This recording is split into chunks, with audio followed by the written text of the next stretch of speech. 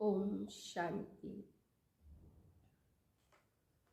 मैं ट्रस्टी आत्मा हूँ।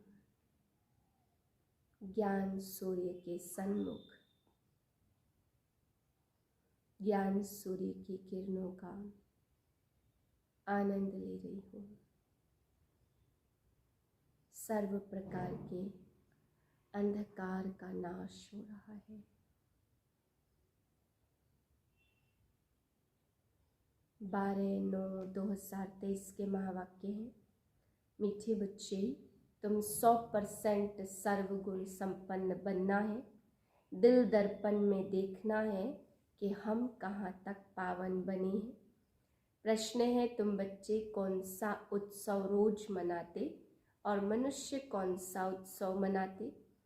उत्तर है, तुम दैवी धर्म की स्थापना का और भारत को स्वर्ग बनाने का उत्सव रोज मनाते हो। रोज तुम्हें मनुष्य को देवता बनाने की सैपलिंग लगानी है। वो मनुष्य तो जंगल के कांटों का सैपलिंग लगाते और उत्सव मनाते और नाम दे देते वनोत्सव। तुम कांटों से फूल बनाने का उत्सव रोज बनाते हो। इसलिए जैसा उत्सव तुम्हारे जैसा उत्सव और कोई मना नहीं सकता। गीत है, मुखड़ा देख ले प्राणी जरा दर्पण में, कितने पाप और पुण्य हैं तेरे जीवन में। ओम शांति। यह किसने कहा? यहाँ तो है ही बाप और बच्चों का सन्मुख मिलन। बच्चों को अब दिव्य चक्षु ज्ञान का तीसरा नेत्र मिला है देखने के लिए, क्योंकि पतित अथवा पाप आत्माएं तो सब थे। पतितों को पावन बनाने के लिए बाप श्रीमत देते हैं। यह श्रीमत देने वाला कौन है, उनको भी समझना चाहिए। वही बोलते हैं आत्माओं को। आत्मा जानती है मैंने इस शरीर से अच्छे कर्म किए हैं या बुरे कर्म किए हैं। बाबा तुम बच्चों को समझ देते हैं। यह तो जरूर है सब पतित थे। अभी तुम देखो हम कहाँ तक पावन बने हैं और दैवी गुण धारण किए हैं। दैवी गुण धारण कराने वाला है सर्व गुणों का सागर बाप। वह बैठ समझाते हैं। मनुष्य तो गाते हैं मुझ निर्गुण हारे में कोई गुण नहीं। खुद कहते हमारे में गुण नहीं है। अब तुम बच्चों को फिर 100% सर्वगुण संपन्न बनना है। कहते हैं अपने दिल दर्पण में देखो, जब सर्वगुण संपन्न बनेंगे तब ही तुम श्री लक्ष्मी व श्री नारायण को वर सकेंगे।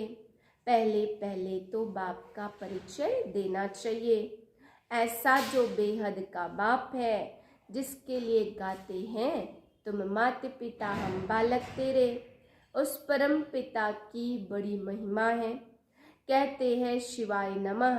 अब वह तो स्वर्ग का रचयिता है, तो जरूर हमको बाप से स्वर्ग का वर्षा लेने का हक है। बेहद का बाप वर्षा देते स्वर्ग की बादशाही जो हमको देते हैं। भारत को स्वर्ग की बादशाही थी, अभी नहीं है, तो जरूर बाप से मिली थी ना। भारत ही सचखंड बनता है। सच शिव बाबा का यह जन्म स्थान है। यह कोई नहीं जानते। शिवरात्रि गाई जाती है, वह कौन सी है? श्री कृष्ण की भी रात्रि और शिव की भी रात्रि दिखाते हैं। श्री कृष्ण का तो माँ के गर्भ से जन्म हुआ। शिव बाबा के लिए जन्माष्टमी तो वास्तव में नहीं कहेंगे।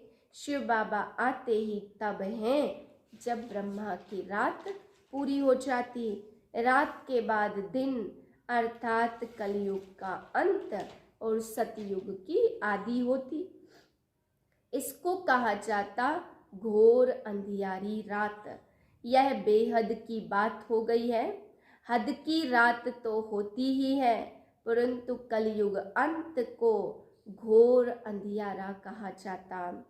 ज्ञान अंजन सतगुरु दिया सतगुरु ज्ञान सूर्य शिव बाबा को कहा जाता।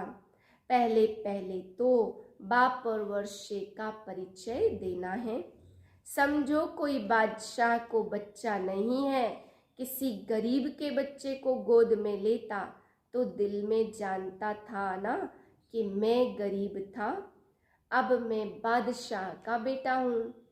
तुम भी जानते हो हम रावण का बनने से बहुत गरीब और कंगाल बन पड़े हैं।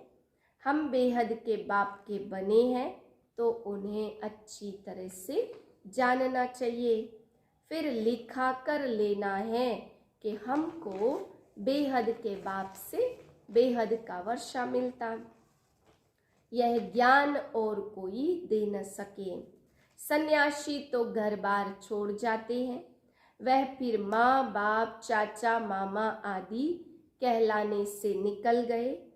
खल्लास, यहाँ तो गृहस्थ धर्म की बात है। तुम गृहस्थ धर्म का त्याग करते हो। तुम बच्चों को बाप समझाते, तुम सो देवी देवता गृहस्थ धर्म में थे, सर्वगुण संपन्न और संपूर्ण निर्विकारी थे, और तुम स्वर्ग के मालिक भी थे। फिर पूज्य से तुम पुजारी बन अपनी पूजा भी करते हो। तुम पूज्य सो देवी देवता हो तो तुम्हारे वहाँ पूजा करने की दरकार नहीं है। वैसे ही भारत देवी देवताओं का पूज्य कुल था, अभी तो पूज्य से पुजारी बने हैं। बाप पूज्य और पुजारी नहीं बनते, बाप तो सदा पूज्य है ही। हम उनके बच्चे हैं तो हे परमपिता परमात्मा ऐसे कहेंगे ना। वह तो निराकार है और आत्मा भी है निराकार। शिव के पास जाते हैं तो कहते परमपिता परमात्मा हे निराकार शिव। यह आत्मा ने कहा इन ऑर्गन्स के द्वारा। अभी तुम बच्चे जान गए हो, जो अच्छे कर्तव्य करके जाते उन्हों की फिर महिमा की जाती। अभी तुम माता पिता उस निराकार को कहते हो तो तुम्हारे सहज राजयोग और ज्ञान की शिक्षा से हम सुख घनेरे पाएंगे। उसके लिए तुम पुरुषार्थ कर रहे हो, कितनी सहज बात है। तुम प्रजापिता ब्रह्मा के बच्चे बीके प्रैक्टिकल में हो और सम्मुख बैठे हो। शिव बाबा और ब्रह्मा बाबा दोनों के सम्मुख हो। शिव बाबा को अपना शरीर तो है नहीं, तुम जानते हो शिव बाबा इनके द्वारा राजयोग सिखला रहे हैं। लक्ष्मी नारायण से लेकर यथा राजा रानी तथा प्रजा सभी को सुख मिला हुआ था। लीप युग कहा जाता धर्माओं को। तुम जानते हो यह हमारा ईश्वरीय जन्म है। दिन प्रतिदिन बाबा नई नई पॉइंट समझाते। जहाँ तक जीना है अंत तक तुमको पढ़ना है।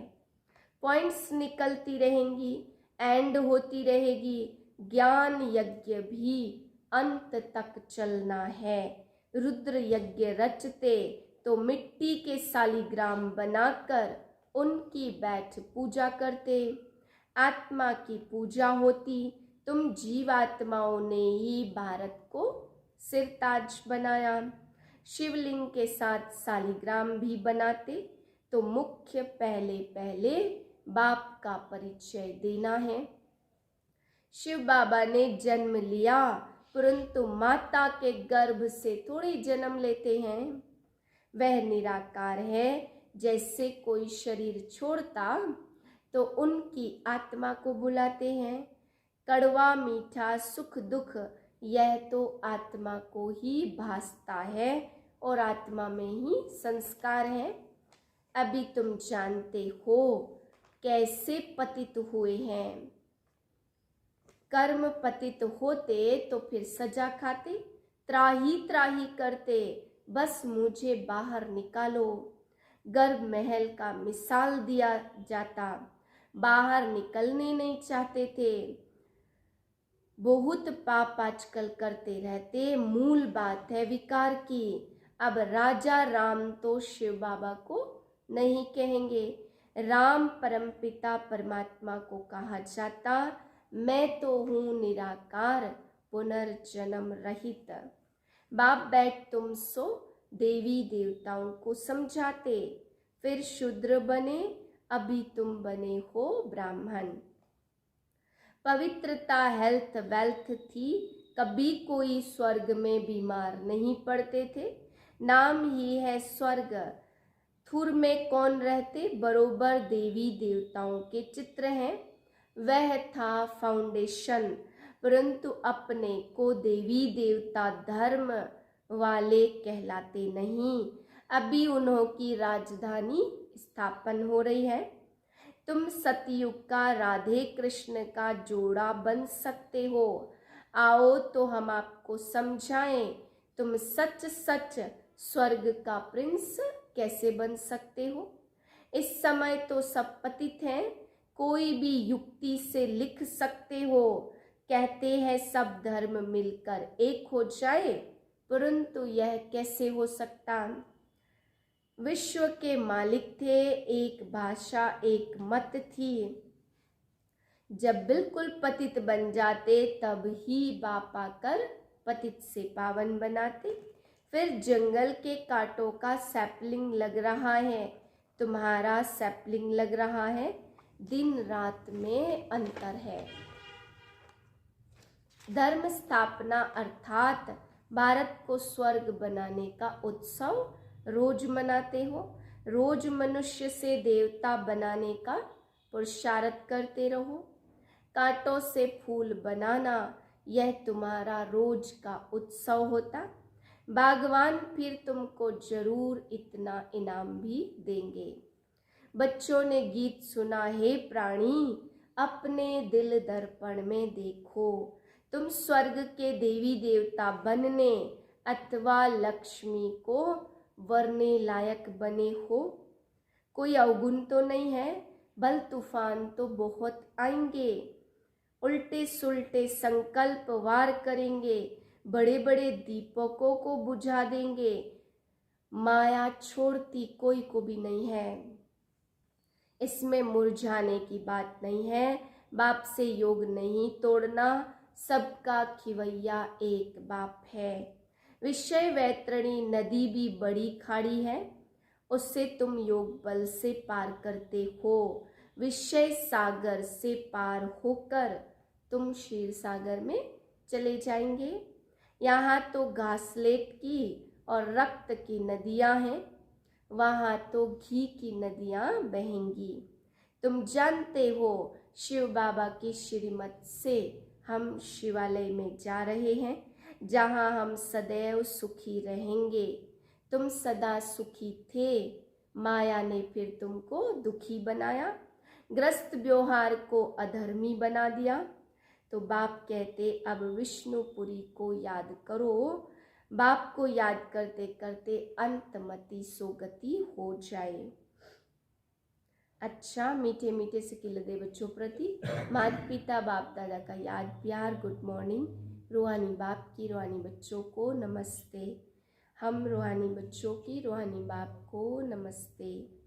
धारणा के लिए पहली पॉइंट, योग बल से विषय वैतरणी नदी बड़ी खाड़ी को पार करना है। उल्टे संकल्पों में मुरझाना नहीं है, मजबूत रहना है। पूजनीय बनने के साथ बाप के साथ भारत को सिरताज बनाने की सेवा करनी है। वरदान है डबल ट्रस्टी बन, अलौकिक जिम्मेवारियों को निभाते हुए अथक रहने वाले डबल लाइट बाओ। लौकिक जिम्मेवारियों को निभाते हुए सेवा की जिम्मेवारी निभाना, इसका डबल लाभ मिलता। डबल जिम्मेवारी तो डबल प्राप्ति, लेकिन डबल जिम्मेवारी होते भी डबल लाइट रहने के लिए स्वयं को ट्रस्टी समझकर जिम्मेवारी संभालो तो थकावट का अनुभव नहीं होगा। जो अपनी गृहस्थी अपनी प्रवृत्ति समझते उन्हें बोझ का अनुभव होता, अपना है ही नहीं तो बोझ किस बात का। स्लोगन है, सदा ज्ञान सूर्य के सम्मुख रहो तो परछाई रूपी भाग्य आपके साथ रहेगा। ओम शांति।